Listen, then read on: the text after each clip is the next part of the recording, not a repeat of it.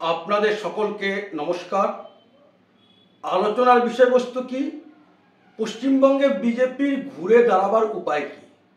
এ বিষয়ে কোনো সন্দেহ নেই, লোকসভা নির্বাচনে পশ্চিমবঙ্গে বিজেপির ফল অত্যন্ত খারাপ হয়েছে। সমস্ত রাজনৈতিক বিশ্লেষকরা দেখিয়েছিলেন বিজেপি তৃণমূলের উপরে থাকবে, কিন্তু বাস্তবে তৃণমূলের থেকে বিজেপি বহু পিছিয়ে আছে। একটাই কারণে, সংগঠন না থাকার কারণে, সাংগঠনিক দুর্বলতার কারণে। বিজেপির ঘুরে দাঁড়াবার রাস্তা একটাই, এই যে 4টি আসনে উপনির্বাচন হবে, কলকাতার আসনটি ছেড়ে দিন, বাকি যে 3টে আসন আছে, রায়গঞ্জ, বাগদা, রানাঘাট, এই 3টি বিজেপির জেতা সিট এবং লোকসভা নির্বাচনের পরিপ্রেক্ষিতেও বিজেপি যথেষ্ট ভালো অবস্থায়। এই 3টে বিধানসভার সিট এই উপনির্বাচনে যদি বিজেপি জিততে পারে, তাহলে পরে সে তার কর্মী সমর্থকদের কাছে একটা বার্তা দিতে পারবে যে লোকসভা নির্বাচনে পশ্চিমবঙ্গে তাদের বিপর্যয় থেকে তারা আবার ঘুরে দাঁড়িয়েছে। কিন্তু এটাও বাস্তব, সাংগঠনিক পরিবর্তনের বা সংগঠনকে পোক্ত করে নির্বাচন লড়ার কোনো প্রস্তুতি এখনো পর্যন্ত দেখা যাচ্ছে না।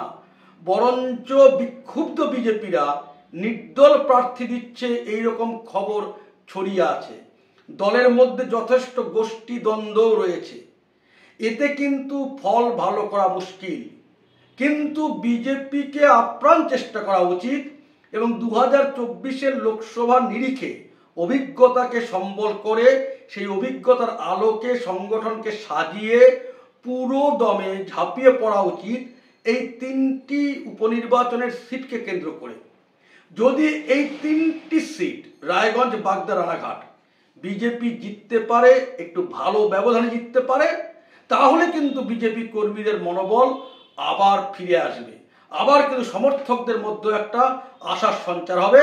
না, বিজেপি লোকসভা নির্বাচনে পশ্চিমবঙ্গে হেরেছে, কিন্তু হারিয়ে যায়নি, আবার ঘুরে দাঁড়াচ্ছে, তৃণমূলকে পরাজিত করতে পারবে, এইরকম আশা নিয়ে এগোচ্ছে। একটাই লক্ষ্য বিজেপির এখন হওয়া উচিত, যে কোনো মূল্যে সর্বশক্তি দিয়ে এই 3টে আসনকে টার্গেট করে কাজ করে, বুথ ধরে ধরে বাড়িতে বাড়িতে গিয়ে জনসংযোগ করে, সাংগঠনিক কাঠামো সম্পূর্ণ ব্যবহার করে এই সিট 3টি জিততে হবে।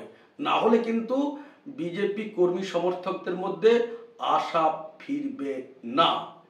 এটাই আমার বক্তব্য। সকলকে নমস্কার। ভারত মাতা কি জয়।